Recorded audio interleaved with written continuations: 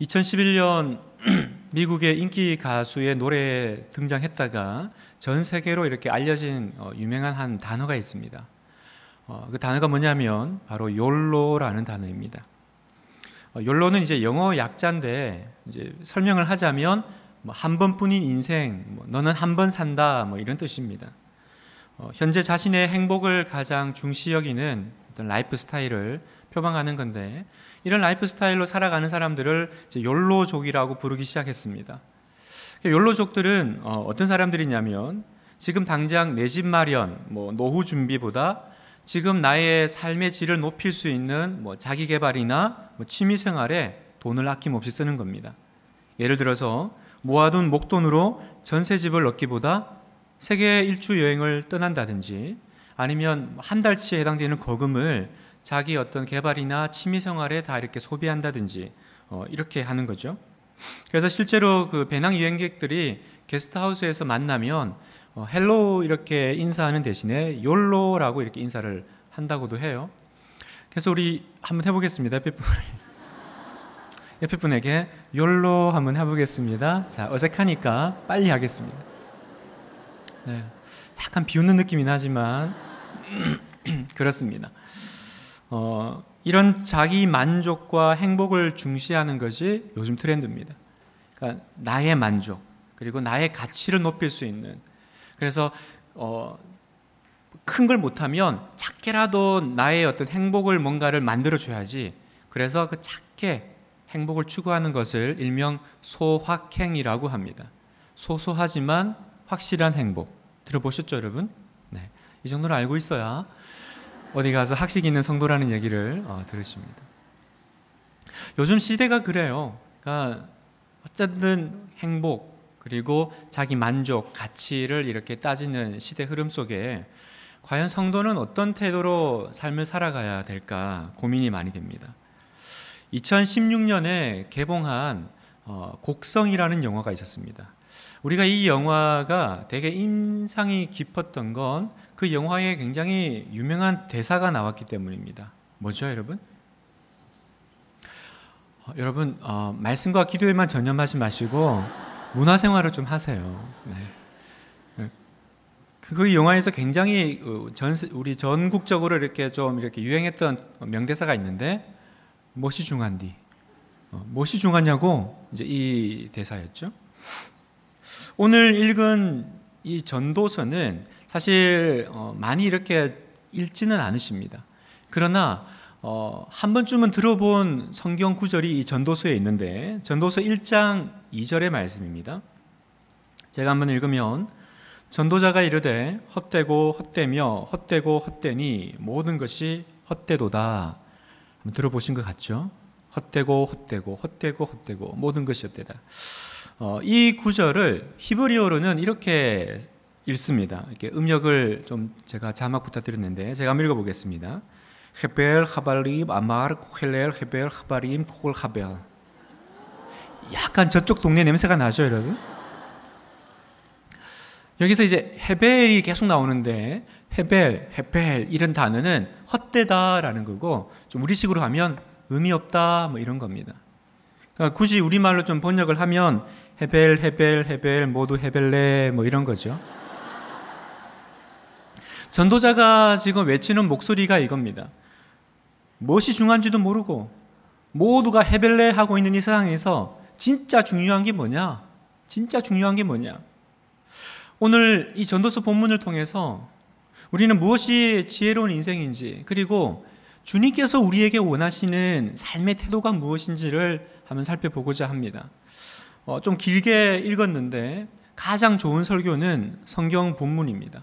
그래서 그냥 그 중간에만 읽지 않고 10절까지 다 읽었는데요. 이 10절까지의 말씀은 크게 두 단락으로 나눌 수가 있습니다. 먼저 1절부터 6절까지 말씀인데, 1절부터 6절 안에는 죽음 앞에 놓여있는 인간의 삶에 대해서 이야기하십니다. 먼저 1절 상반절을 보겠습니다. 이 모든 것을 내가 마음에 두고 이 모든 것을 살펴본 즉 의인들이나 지혜자들이나 그들의 행위나 모두 다 하나님의 손 안에 있으니. 자, 이게 무슨 말이냐? 보통 우리는 인간의 모든 행위가 나중에 죽음을 통과하고 하나님 앞에 가면 하나님에 의해서 다 이렇게 내가 어떻게 살았는지 밝혀질 것이다. 인과응보. 그래서 잘한 사람은 상 받고 못한 사람은 벌 받고 그렇게 될 것이다. 우리는 보통 이렇게 말합니다. 그런데 이 전도서를 기록한 전도자는 정말 그러냐라고 묻는 거예요. 죽음 이후에 네가 상을 받을지 벌을 받을지 그거 너 정말 확신할 수 있어? 라고 묻는 겁니다. 그래서 1절 하반절에 이어서 이렇게 말합니다. 사랑을 받을는지 미움을 받을는지 사람이 알지 못하는 것은 모두 그들의 미래의 일들임이니라. 이 말은 죽음 이후에 하나님의 그 심판을 부정하는 말이 아니라 어떤 사람도 미래의 장래에 하나님께 어떤 평가를 들을지 감히 확신할 수 없다라는 겁니다. 그건 우리 몫이 아닌 거죠. 그건 하나님 몫이고 하나님의 주권 안에 있는 것입니다. 함부로 내 눈에 보이는 어떤 시선에 따라서 이 사람은 복 받겠다, 이 사람은 벌 받겠다, 우리 그렇게 마음속으로 생각을 하고도 말도 하기도 하지만 실제로 그럴지는 우리 모두 확신할 수 없는 겁니다. 그럼 거기 가봐야 돼요. 하나님께서 그 내 모든 내면과 인생을 보시고 평가해 주시는 그날에서야 밝히 드러날 겁니다. 그러니까 지금 전도자는 그건 네가 확신할 수 없는 거고, 그러면 확신할 수 있는 건 뭐예요? 확신할 수 있는 건 이거다. 그게 뭐냐? 2절을 보겠습니다. 오늘 이제 성경을 조금 계속 좀 같이 읽으면서 이렇게 살펴보도록 하겠습니다. 2절, 모든 사람에게 임하는 그 모든 것이 일반이라 의인과 악인, 선한 자와 깨끗한 자와 깨끗하지 아니한 자, 제사를 드리는 자와 제사를 드리지 아니하는 자에게 일어나는 일들이 모두 일반이니 선인과 죄인, 맹세하는 자와 맹세하기를 무소하는 자가 일반이로다. 여기 지금 여러 종류의 카테고리의 사람들이 등장하는데 이건 그냥 이 땅에 있는 모든 사람들 이런 말입니다. 그러니까 이 땅에 있는 모든 사람들을 총괄하는 건데 그 모든 사람에게 임할 확실하고 동일한 운명이 있다. 그 운명이 뭘까요, 여러분? 이 땅에 있는 모든 사람들이 반드시 만나게 될 운명. 그건 바로 죽음이라는 겁니다. 죽음. 3절, 모든 사람의 결국은 일반이라 후에는 죽은 자들에게로 돌아가는 것이라. 모든 사람들은 다 죽음을 통과하는데 이건 확실하다라는 거예요. 이건 확실하다는 거예요. 그러면 지금 내가 살아있다라는 이 살아있음의 의미는 무엇일까요? 4절, 모든 산자들 중에 들어있는 자에게는 누구나 소망이 있음은 산 개가 죽은 사자보다 낫기 때문이니라. 자, 살아있는 사람의 유익, 살아있는 사람의 축복이 뭐냐 설명을 하는데 산 개가 죽은 사자보다 낫다라고 하는 이 속담 같은 얘기를 합니다. 우리나라 속담에 이 비슷한 이 속담이 있죠? 개똥밭에 굴러도 이승이 좋다. 이렇게 말을 하죠. 근데 이 전도자가 성경에서 말하는 바는 약간 그거하고는 느낌이 뉘앙스가 다릅니다. 5절 상반절에 보면 산 자들은 죽을 줄을 알되 죽은 자들은 아무것도 모르며 이렇게 설명을 합니다. 다시 말하면 내가 살아있어? 살아있는 그 상태가 되게 좋은 거구나. 개똥밭에 굴러도 이생이 좋지. 지금 전도자는 그렇게 지금 얘기하는 게 아니라 살아있는 그 상태가 산자의 유익, 축복이 아니라 살아있는 사람의 축복은 뭐냐면 자기도 죽는다라는 것을 알고 있다. 이게 산자의 축복이라는 거예요. 그러면 질문은 왜 죽는 것을 알고 있는 것이 축복입니까? 그건 아직 자신의 삶에 개선하고 수정하고 고칠 수 있는 기회가 있기 때문입니다. 다른 말로 하면 죽은 사람에게는 더 이상 기회가 없죠.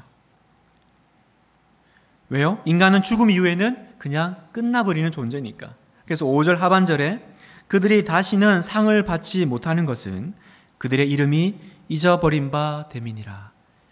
끝난다라는 거죠. 그래서 6절, 그들의 사랑과 미움과 시기도 없어진 지 오래이니 해 아래서 행하는 모든 일 중에 그들에게 돌아갈 몫은 영원히 없느니라. 무슨 말인지 이해되시겠죠? 죽은 사람에게는 더 이상 아무런 몫이 없다라는 거예요. 죽으면 더 이상 회복 불가능, 기회가 없다라는 겁니다. 그래서 여러분, 사랑도 미움도 시기도 죽음 앞에 서면 우리가 살아있을 때는 그거 얼마나 아둥바둥 아웅다웅하면서 그러고 살았어요. 미워하고 또 시기하고 싸우고 삐치고. 그런데 죽음을 통과할 때쯤 되니까 그게 무슨 의미가 있나, 그게 아무런 대단한 것이 아니었구나 깨닫는다라는 거죠. 그래서 얼마 전에 한 보수파 정치인이 세상을 떠나셨는데 그분이 그 남긴 유언이 되게 인상 깊었습니다. 그분이 뭐라고 마지막 자기 지인들에게 이야기를 남겼냐면 이렇게 얘기하셨대요. 내가 너무 예민했다. 다 부질없는 일이었는데 주변에 관대하라 이렇게 얘기했대요. 굉장히 독설이 강하셨고 이렇게 정치적으로 어떤 그 입지를 다지기 위해서 막 싸우고 이렇게 하셨는데 죽음의 자리에 가서는 내가 너무 예민하게 살았다. 다 부질없는 건데 좀 더 관대했으면, 좀 더 너그러웠으면 좋았을 걸. 여러분, 살아있는 것은 축복입니다. 왜 그것이 축복입니까? 내가 지금 여기 살아서 숨쉬고 있구나. 그 상태가 축복이 아니라 내가 살아있다라는 건 아직 저 멀리에 내 미래에 올 그 죽음을 아직 내가 인식할 수 있는 상태에 있다라는 거죠. 그것이 왜 중요합니까? 사람은 죽음을 인식할 때야 비로소 삶에서 가장 중요한 것이 무엇인지를 알게 되고 또 그것을 알고는 자기의 인생을 바로 잡을 수 있는 기회를 가지기 때문입니다. 죽음이면 끝이에요, 여러분. 아무리 생각하고 아무리 마음 다잡아도요, 생명이 호흡이 떠나면 더 이상 나에게는 기회가 없습니다. 그러니 지금 여러분이 숨 쉬면서 살아서 이 자리에 계세요? 축복인 거죠. 왜 축복이에요? 나는 아직 기회가 있는 거예요. 나는 아직 기회가 있는 거예요. 성경이 분명하게 가르치는 진리가 하나 있습니다. 성경이 가르치는 진리는 너는 죽는다입니다. 다 아는 내용이죠.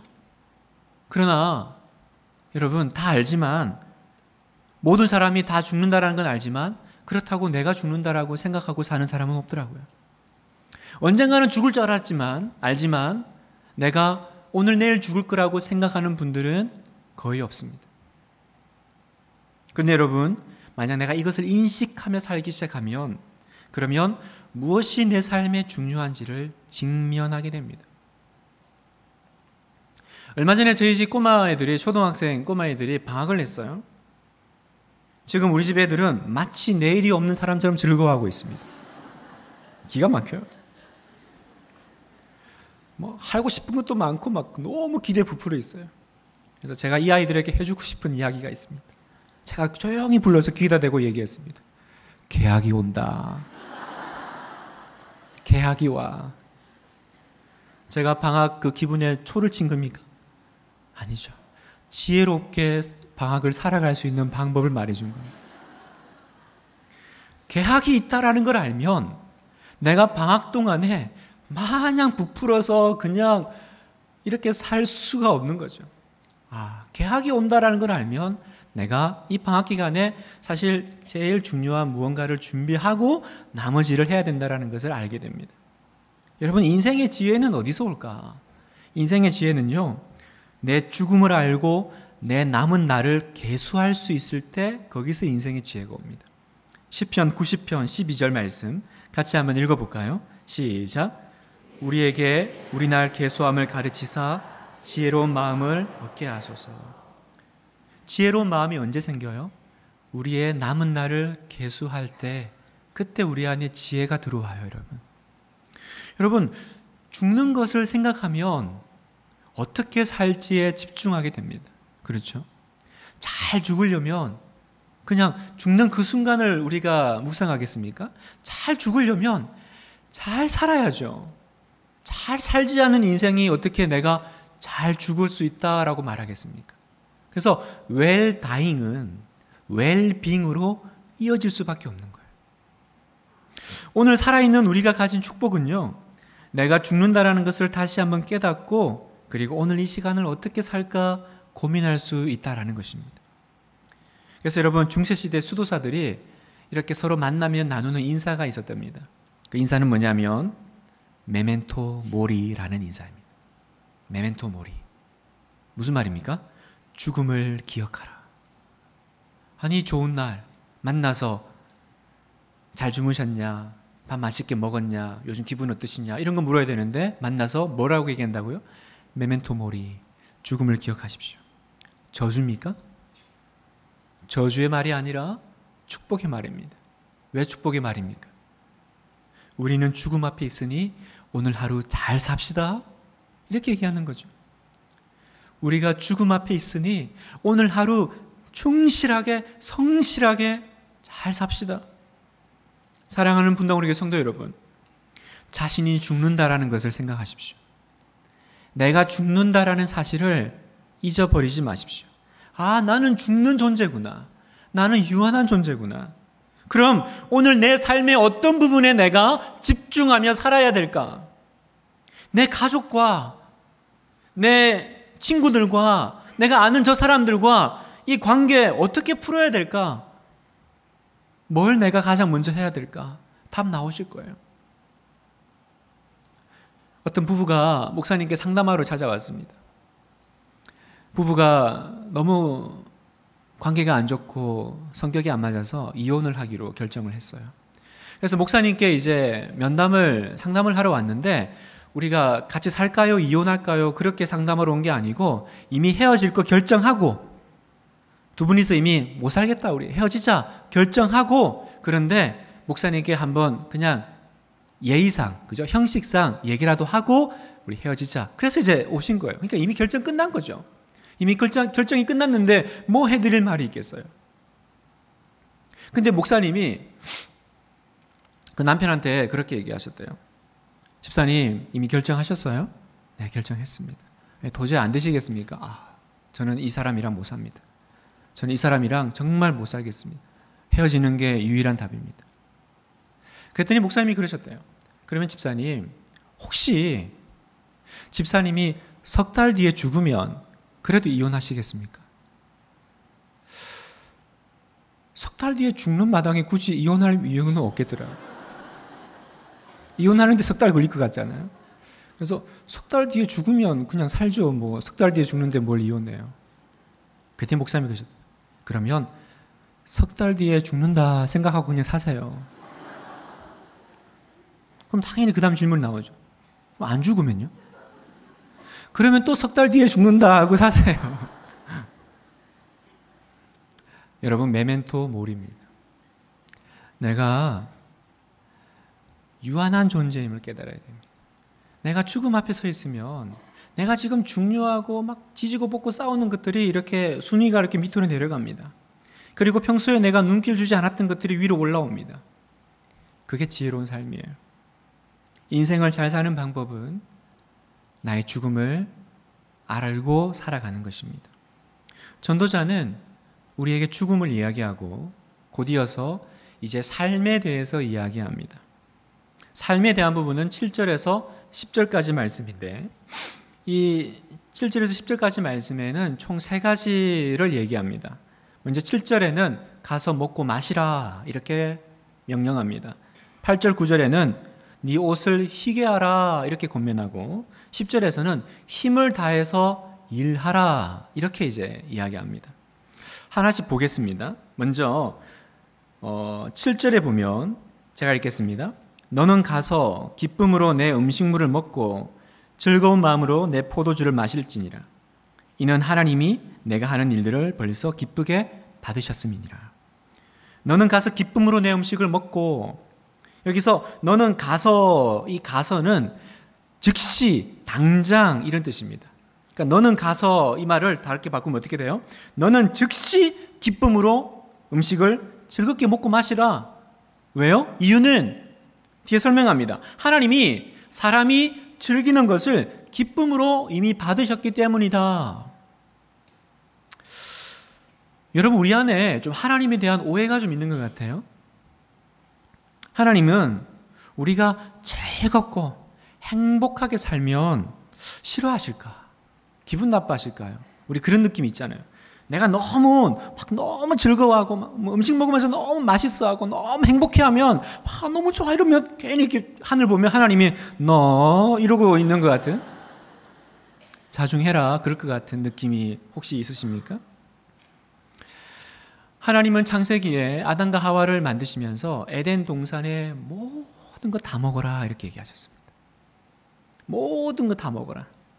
그리고 어떻게 명령하셨어요? 생육하고 번성하고 땅에 충만하라. 무슨 말이에요? 누리고 즐기고 즐거워하는 삶은 하나님이 원래 창조자가 의도하신 삶의 모습이다라는 거예요. 따라서 즐김은 창조의 원리를 받아들이는 것입니다. 여러분, 하나님은 우리가 행복하기를 원하세요. 하나님은 우리가 즐거워하기를 원하세요. 하나님은 우리에게 주신 이 모든 것들을 우리가 기쁘게 받고, 이 표현이 뭐라 그래요? 너는 가서 기쁨으로 내 음식물을 먹고, 하다못해 음식물을 먹을 때도 그냥 꾸역꾸역 먹지 말고 기쁨으로 먹고. 그래서 제가 오늘 설교 제목을 사실은 너는 가서 기쁨으로 먹고 이렇게 하려고 했어요. 근데 너무 좀 식탐이 넘치는 제목 같아서. 근데 여러분, 먹는 게 중요해요. 여러분, 먹는 것 속에서 믿음이 드러납니다. 잘 먹어야 돼요, 여러분. 여러분, 그 유명한 테레사 수녀가 같이 일할 사람 뽑을 때 기준이 있었대요. 어떤 기준으로 사람을 뽑은지 아세요? 잘 먹고 잘 웃고 잘 자는 사람을 뽑았대요. 아니, 사람을 뽑으려면 뭔가 좀 이렇게 뭡니까, 이렇게 학력도 보고 뭐 여러 가지, 그죠? 경력도 보고 해야 되는데 뭐 잘 먹고 잘 웃고 잘 자는 사람을 뽑냐? 수녀님이 그랬대요. 그 사람이 믿음이 있는 사람이야. 믿음이 있는 사람. 믿음이 없이는 절대로 잘 웃고 잘 먹고 잘 잘 수가 없다라는 거죠. 그런 것 같아요. 믿음이 좋은데 웃지를 않아. 믿음이 좋은데 밥상머리에서 깨작거려. 믿음이 좋은데 밤에 막 불면증에 시달려. 이상하잖아요, 여러분? 이럴 수는 없어요. 이게 도대체 밥을 먹는 건지 고문을 당하는 건지 막 깨작깨작 이러면 안 돼요. 성경은 뭐라 그래요? 가서 기쁨으로 먹고, 기쁨으로 맛있게 먹고는 감탄하고 맛있다. 하나님, 이 너무 맛있습니다. 이거 하나님 기뻐하신다는 거예요. 이해되세요, 여러분? 둘째, 네 옷을 희게 하라. 8절에 보겠습니다. 내 의복을 항상 희게 하며 내 머리에 향기름을 그치지 아니하도록 할지니라. 여기 보면 내 의복을 항상 희게 하라. 이 흰 옷은요, 축제의 옷을 가리킵니다. 내 머리에 향기름, 이 향기름은요, 그 축제의 절정을 가리키는 말입니다. 근데 그걸 어떻게 하라고요? 항상 희게 하래요. 항상 희게 하라면 어떻게 해요? 가능하다면 기회가 있을 때마다 그렇게 만들라는 거죠. 정리하면 하나님이 우리에게 원하시는 인간의 삶이란 살아있는 우리 모든 삶의 활동이 축제라는 거죠. 축제라는 겁니다. 누가 희게 하는 거예요? 하나님이 희게 하는 겁니까? 아니요. 여러분이 희게 하셔야 돼요. 너는 내 의복을 항상 희게 하며 내 머리에 향기름을 그치지 아니하도록 하라. 그치지 않도록. 그냥 한 번 하고 마는 것이 아니라 계속 이어지도록. 그러니까 다시 말합니다. 우리의 매일의 삶은요, 축제여야 된다는 거죠. 우리의 매번 드리는 예배는 하나님 앞에서 잔치여야 된다는 겁니다. 그게 하나님께서 원하시는 것이고 그게 우리에게 기뻐하시는 창조주의 본심이라는 거예요. 여러분, 거룩하게 산다고 인상 쓰고 다니거나 항상 우울해 있으면 하나님 기뻐하지 않으십니다. 함께 있을 때 좀 담고 싶은 향기와 그 매력이 넘치는 그런 사람들이 우리 크리스찬이고 성도였으면 좋겠어요. 사실은 제가 이 얘기하면서도 마음속에 뜨끔하는 게 있습니다. 왜냐하면 제가 기질상 좀 이렇게 밝은 사람이 아니거든요. 저는 원래 이렇게 약간 좀 점액질에 우울하고 이렇게 하루 종일 말없이 있어도 괜찮은, 그래서 약간 좀 뭐라 그럴까, 표현을 하자면 차가운 도시남자? 뭐 이런 차도남의 향기가 좀 나는 사람이에요. 그냥 누가 막 너무 크게 웃으면요, 그렇게 좋니? 이런 약간 이런 계속 딴지거는 같이 박수 쳐주지 않습니다. 여러분, 엄숙해야 될 때가 있죠. 그죠? 차분해야 될 때가 있습니다. 그러나 그거는 정말 경우에 따라서 가끔 정말 회개기도 할 때나 그렇게 하고, 평소에는 어떻게 해요? 밝아야 돼요. 왜요? 하나님은 내 옷을 항상 희게 하라 그러셨어요. 내 머리에 기름을 바르라 그러셨어요. 그 기름이 그치지 않게 하라. 즐겁게 살라라는 거예요. 여기 회개하셔야 될 분들 되게 많죠? 기질적으로 이 다크 모드에 금방 빠지시는 분들, 이 교회 안에 다크 나이트들이 굉장히 많습니다. 이 다크 나이트들은 회개하셔야 돼요. 하나님, 나의 어둠을 물리쳐 주시옵소서. 그래서 이어서 보면 9절에 내 헛된 평생의 모든 날, 곧 하나님이 해 아래에서 내게 주신 모든 헛된 날에 내가 사랑하는 아내와 함께 즐겁게 살지어다. 그것이 내가 평생의 해 아래에서 수고하고 얻은 내 몫이니라. 어떻게 살래요? 즐겁게 살지니라. 누구하고요? 내 아내와 함께. 근데 표현이 재밌어요. 헛된 평생의 모든 날에. 주님도 아세요. 우리의 삶이 참 쉽지 않다라는 거. 우리의 삶이 매일매일 이 고난의 연속이라는 거. 내 헛된 평생의 모든 날. 하나님이 해 아래에서 내게 주신 모든 헛된 날. 표현을 그렇게 합니다. 그러나 그 가운데 기쁨의 원천이 있습니다. 그 기쁨의 원천이 뭐예요? 가족이라는 거예요. 가정이고 내 아내라는 거죠. 근데 여기서 보세요. 내 아내와 함께 즐거워하라 그랬어요. 내 아내 때문에 즐거워하라가 아니라 내 아내와 함께. 그건 무슨 말이에요? 아내는, 가족은 내 행복의 대상이 아니라 행복의 파트너라는 거죠. 여러분이 자녀들에게 이렇게 얘기하시면 안 됩니다. 엄마, 너 때문에 사는 거 알지? 그건 행복의 대상이 되어버리죠. 근데 어떻게 말해야 돼요? 엄마가 너와 함께 살아서 행복해. 이렇게 말했습니다. 너와 함께 살아서 너무 좋다. 이게 내 아내와 함께 즐겁게 살지어다. 근데 우리는 너 때문에 죽겠다, 야. 아니면 너 때문에 내가 그래도 힘 얻는다. 네 아빠 봐봐. 엄마가 아무 낙이 없어. 너라도 잘해야 돼. 이거는 성경적이지 않아. 성경적이지 않아요.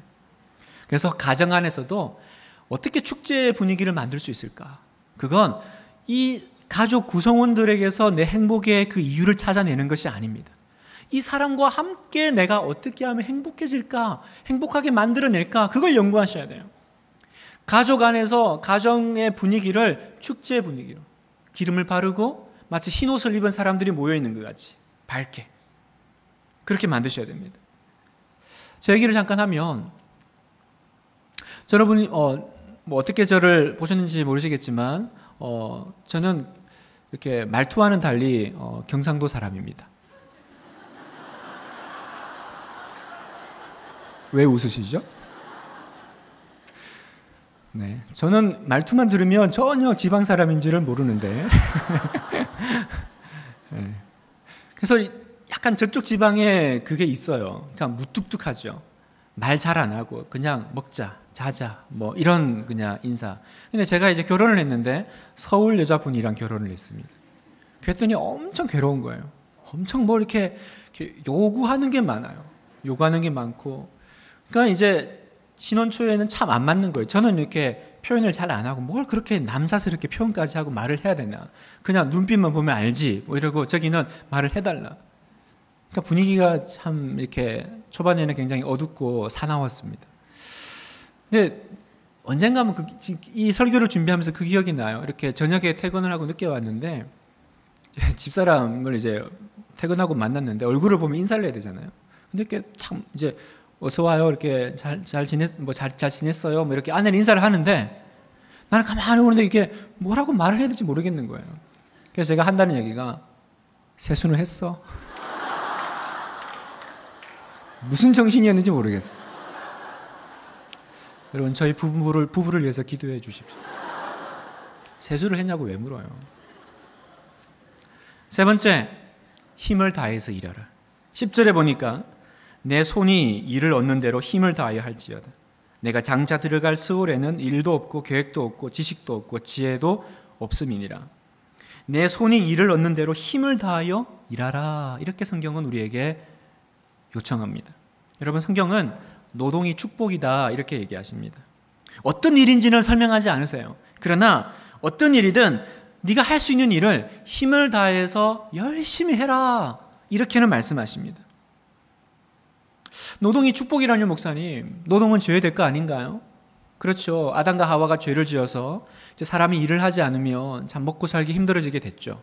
그게 죄의 결과로 우리가 이제 노동을 하는데 그건 이제 우리가 죄를 지었을 때의 일이고 지금은 우리가 어떤 상태입니까?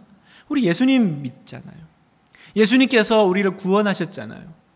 여러분 예수님께서 우리를 회복시켜 주시고 이전 것은 지나가고 보라 새 것이 되었도다라고 하셨으면 저는 우리의 이 노동도 구원하시고 노동도 회복시켜 주셨음을 믿습니다. 그런데 우리는 이 양반 문화, 이 유교 문화 이런 영향 때문인지 몰라도 놀고 먹는 게 축복이다라고 생각을 합니다.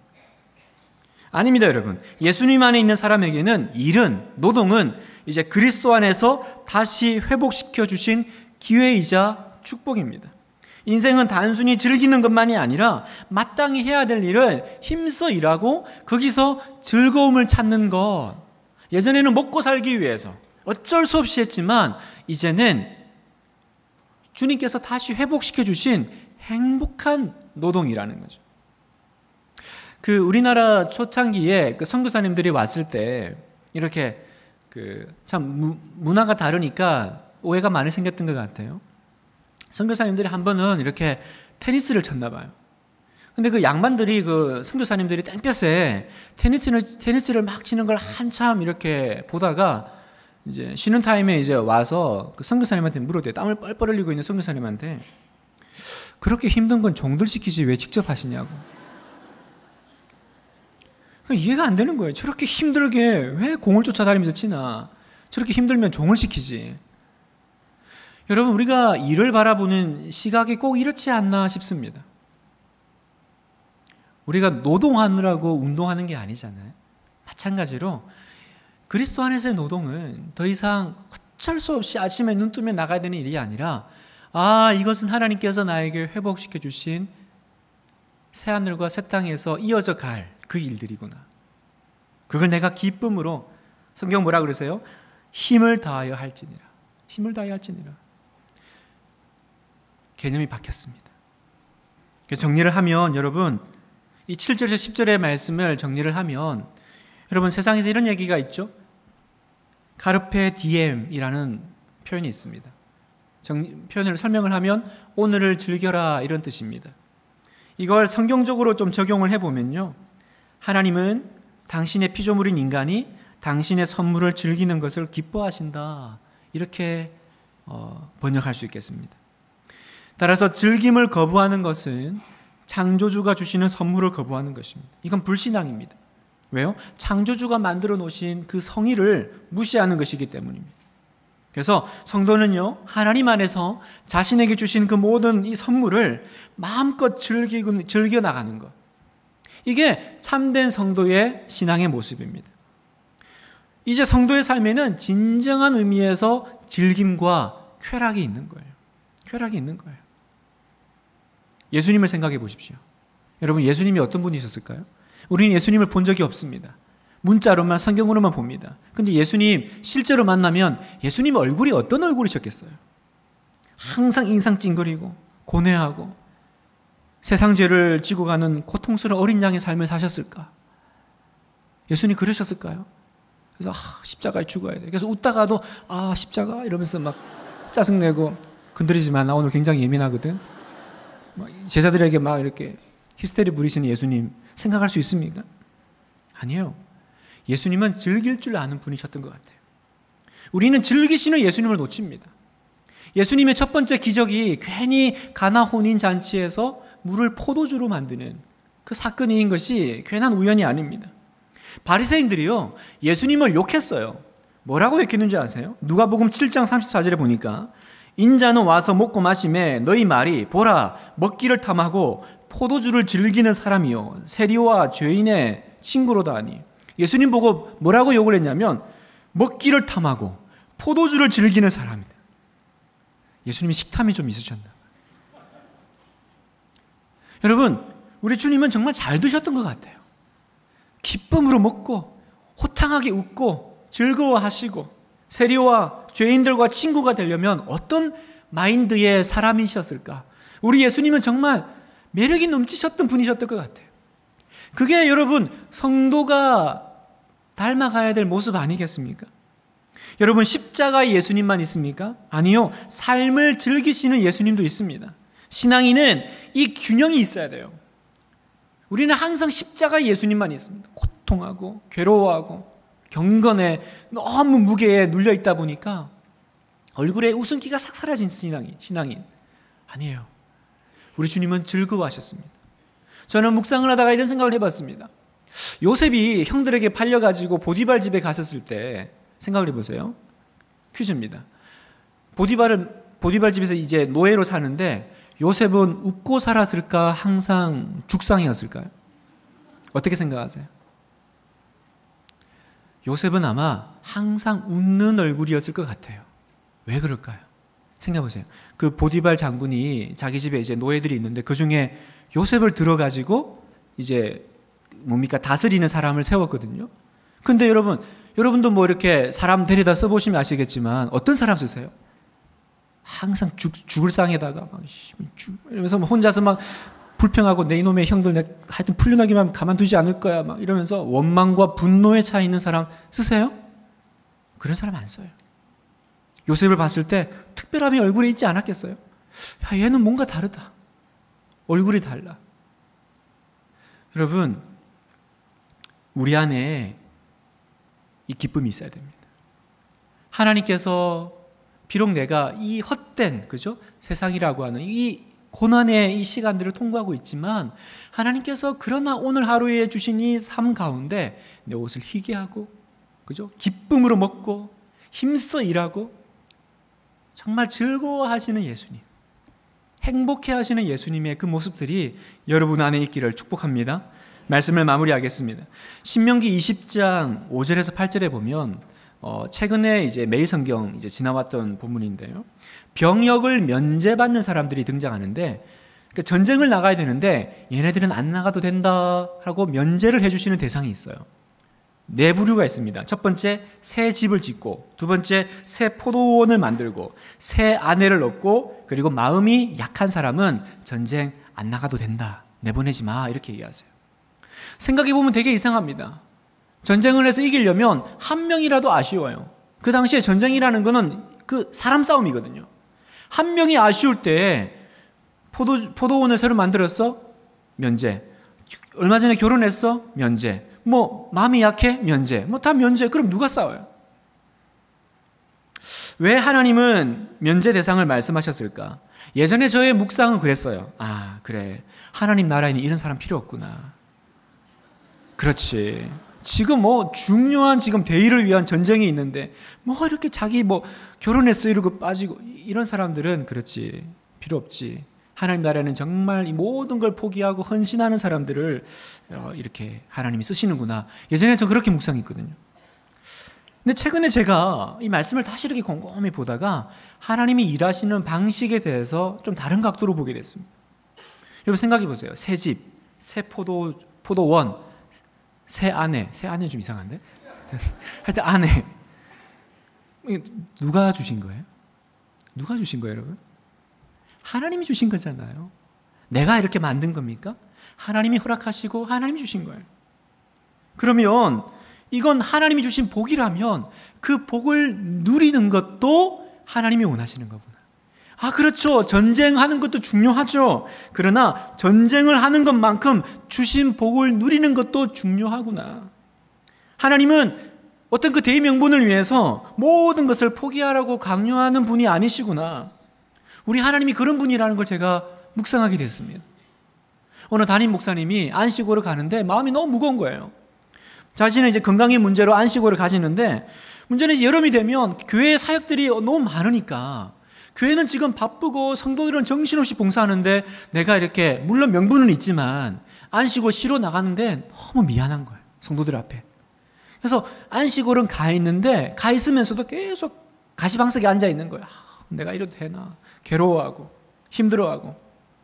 근데 이제 산책을 하다가 어느 좋은 자연 경치 속에 있는데 하나님이 문득 그 목사님 마음속에 이런 마음을 넣어주시더래요.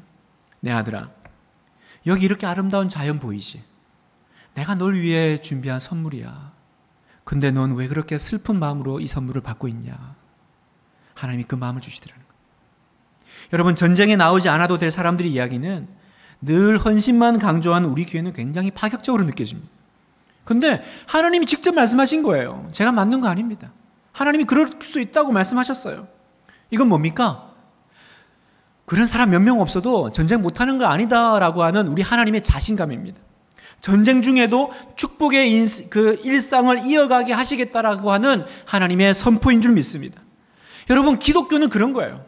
하나님은 그러신 분입니다. 누리면서 가는 거예요. 여러분, 우리가 전쟁하죠. 전쟁 같은 일상을 살고 하나님은 나라를 위해서 살아갑니다. 그러나 이거는 한 번 하고 말 게 아니에요. 오래 해야 돼요. 오래 하려면 노래 부르면서 가야 됩니다. 누리면서 가야 돼요. 안 그러면 3년 쭉 으라 순장 봉사하고 이제 나 건드리지 마세요. 뽕을 뽑았잖아요, 목사님. 그만큼 나를 갖다 썼으면 됐지. 갖다 쓰긴 누가 갖다 써요? 왜 이런 얘기가 나옵니까? 누리면서 노래 부르면서 가는 것이 기독교요. 그 삶이 하나님이 원하시는 삶이라는 것을 우리가 놓치고 있는 거예요. 사역한다고 온갖 죽는 얼굴 안 하셔도 됩니다. 여러분, 비장하지 마세요. 너무 비장하게 여러분, 단테의 신곡을 보면요, 지옥이 나오는데 그 한 지옥에 그 사람들을 향해서 이 사람들은 왜 이렇게 고통받고 있습니까? 라고 물었더니 안내하는 사람이 이렇게 얘기해요. 이 사람들은 세상에 살 때 믿는다고 하면서 기쁘게 살지 못하고 늘 우울하게 한숨만 쉬며 산 죄 때문에 여기에 왔다. 이렇게 얘기했더라고요. 여러분, 누리지 못하는 자는 하나님의 심판대 앞에 가서 해명하셔야 됩니다. 뭘 해명해야 됩니까? 하나님이 선물로 허락하신 이 삶을 왜 못 즐겼냐? 왜 누리지 못했냐? 너는 왜 행복해하지 못했냐? 그 부분에 대해서 여러분 하나님 앞에 가서 해명하셔야 됩니다. 전도서 3장 13절, 사람마다 먹고 마시는 것과 수고함으로 낙을 누리는 그것이 하나님의 선물인 줄도 또한 알았도다. 그것이 선물입니다. 그래서 오늘 전도서가 말하는 키워드는 3가지입니다. 창조주, 죽음, 기쁨. 무슨 말입니까? 창조주를 기억하고 죽음을 생각하며 오늘을 즐겁게 살아가라는 것입니다. 사랑하는 성도 여러분, 하나님이 나에게 허락하신 시간 가운데 하나님이 나에게 주신 이 모든 선물들을 기쁘게 누리는, 그래서 기쁨으로 걸어가시는 여러분 모두 되시길 이 밤에 주님의 이름으로 축복합니다. 우리 같이 기도하겠습니다.